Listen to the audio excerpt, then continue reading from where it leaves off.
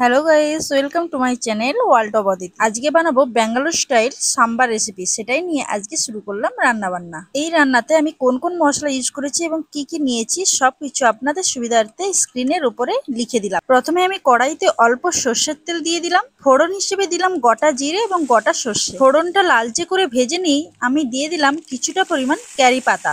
Carry পাতাটাও লালচে করে ভেজে নিই আমি দিয়ে দিলাম টমেটো কুচি। টমেটো কুচিটা যখন ভালো করে ভাজা হয়ে গেল তখন আমি দিয়ে দিলাম 4 টুকরো করে রাখা পেঁয়াজগুলো।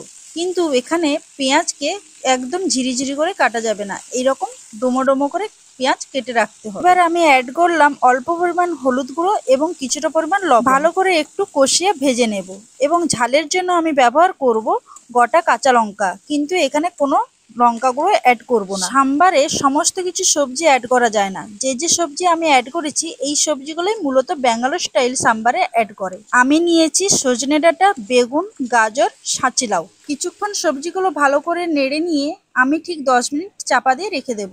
আর আমি এখানে ব্যবহার করছি গণেশ সাম্বার মশলা।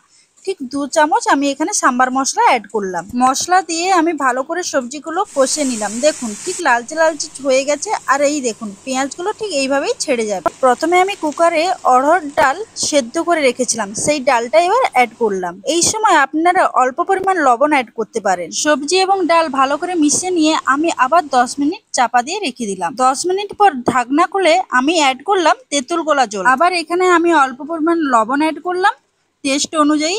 এবার ভালো করে সবকিছু মিশিয়ে নিয়ে আমি এই সবজিগুলো একটু সেদ্ধ হতে দেব। ব্যাস, আমার তো রেডি সাম্বার ব্যাঙ্গালোর স্টাইল।